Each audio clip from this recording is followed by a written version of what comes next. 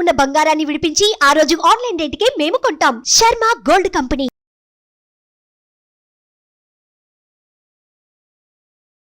నమస్తే, welcome to Suman TV. నేను మీ యామ్ని. ప్రస్తుతం మనతో ఉన్నారు ప్రముఖ ఆధ్యాత్మికవేత్త గురుస్వామి బ్రహ్మశ్రీ రాజన్ నంబూద్రి గారు ఉన్నారు. వారితో మాట్లాడదాం. నమస్కారం గురుగారు. నమస్కారం అమ్మ. గురుగారు, ఈ నెలలో అసలు మకర రాశి వారికి అండి ఏ విధంగా ఉంటుంది, అలానే ఈ రాశి వారికి సంబంధించిన దానం, ఆలయ దర్శనం ఏది చేస్తే మంచిది?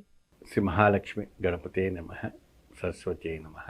అందరూ కూడా శుభ ఫలితమైనటువంటి ఫలితం లభించాలని నేను కోరుతున్నాను. 2024 ఫిబ్రవరి మాసంనే ఉత్తరాయణంలో ప్రవేశించింది కాబట్టి మకర రాశి వాళ్ళకి అతీతమైనటువంటి బలం రావటం, అతీతమైనటువంటి యోగం రావటం, అంటే గత మాసము కానీ ఈ మాసంలో కొన్ని మంచి ఫలితం రావటం అనేది జరుగుతుంది. విశేషమైనటువంటి ఫలితం జరగబోతుంది కాబట్టి మంచి ఆరోగ్యపరమైనటువంటి ఒక సిద్ధాంతం కూడా జరుగుతుంది. ఏమా వాస్తవానికి వీళ్ళకి ఉన్నవంటి 5 గ్రహాలు వ్యతికరిస్తున్నాయి, 4 గ్రహాలు సహకరిస్తున్నాయి. ఈ 5 గ్రహాలు వ్యతికరిస్తున్నాయి కాబట్టి కొన్ని ఏదైతే అనుకున్నటువంటి కార్యక్రమాలు ముందు సాగటం లేదు.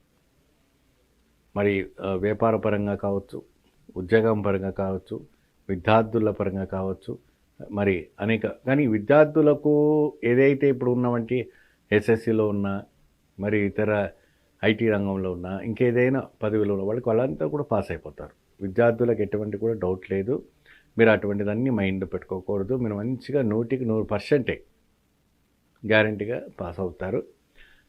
ఏదైతే వివాహము కాని వాళ్ళకు కూడా వివాహము కూడాను సూచనలు, అంటే సంబంధాలు రావటము, సంతానం లేని వాళ్ళకి సంతానం కలగటము, గృహం లేని వాళ్ళకి గృహం కలగటము, వ్యాపారము డల్గా ఉన్న వాళ్ళకి వ్యాపారం అభివృద్ధి కలగటము, అవన్నీ స్లోగా ఈ ఫిబ్రవరి మాసం నుంచి మొదలవుతాయి.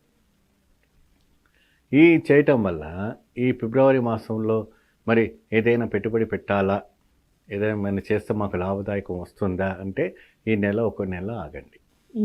మకర రాశి వాళ్ళకి పెట్టుబడి పెట్టేవాళ్ళు ఎవరైతే ఉంటే అది కొద్దిగా ఈ నెల ఒక నెల ఆగి మార్చి నెలలో ఆలోచించుతాం. అప్పటికి నాడీ శాస్త్రం కేల ప్రకారంగా ఎలా ఉందో చూసుకొని మాస రాశి కిందికి మనం తీసుకుంటేటైతే మాత్రాన మంచి ఫలితం లభిస్తుంది. అలానే ఈ రాశి వారికి సంబంధించి ఎలాంటి ఆలయ దర్శనం చేస్తే మంచిదండి వీళ్ళకి?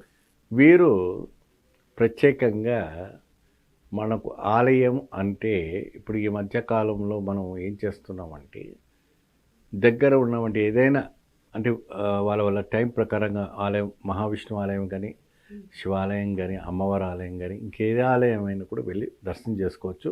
లేదంటే వాళ్ళ ఇష్టదైవం ఎవరైనా సరే, అంటే నేను చెప్తున్నానని ఇదే ఆలయాన్ని కాకుండా ఇష్టదైవము, కులదైవము ఏ దైవానికైనా వాళ్ళు పూజిస్తే మంచి ఫలితం లభిస్తుంది. అలానే వీళ్ళు ఎలాంటి దానం ఇస్తే మంచిదండి ఈ రాశి వారికి నెలలో?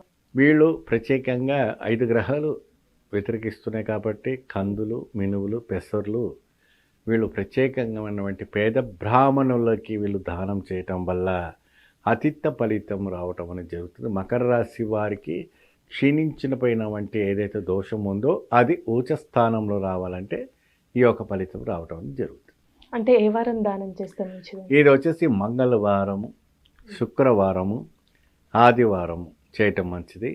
తిథి ప్రకారంగా చూసుకుంటే అష్టమి రోజున, దశమి రోజున, ఏకాదశి రోజున, అమావాస్య రోజున, పౌర్ణమి రోజున మీరు దానం చేసుకుంటే మంచి ఫలితం ఉంటుంది. ఈ రాశి వాళ్ళు నలుపు రంగు వస్త్రాలు వేసుకోకూడదు. వేసుకున్నట్టయితే వాళ్ళకి ఎటువంటైనా ప్రమాదం జరగడానికి ఒక అవకాశం ఉంటుంది కాబట్టి ఇది చేయాలి. ఏదైనా జ్యోతిర్లింగం కానీ, శక్తిపీఠం కానీ వెళ్ళి వీళ్ళు దర్శనం చేసుకుంటే మంచి శుభ సూచన రావటం అనేది జరుగుతుంది. గురుగారు, వీళ్ళు అంటే నైవేద్యం అంటూ ప్రత్యేకంగా ఏమైనా పెట్టాలా? ఇప్పుడు ఒకటి ఏంటంటే గ్రామీణ దేవత కానీ, కులదేవత కానీ, ఏదైనా అమ్మవారు ఆలయానికి కానీ ప్రత్యేక వాళ్ళ ఇష్టమైనటువంటి దేవాలయానికి వెళ్ళినప్పుడు పెరుగన్నం తీసుకుని వెళ్ళటం మకర రాశి వాళ్ళకి చాలా కలిసి వస్తుంది. అంటే గ్రామ దేవతలకు ఎక్కువగా పెరుగన్నం పెడుతుంటారు. ప్లేట్లలో పోయి పెట్టవద్దు, ప్లాస్టిక్ ప్లేట్లలో పెట్టవద్దు, ప్లాస్టిక్ ఇస్తరాకులు పెట్టవద్దు.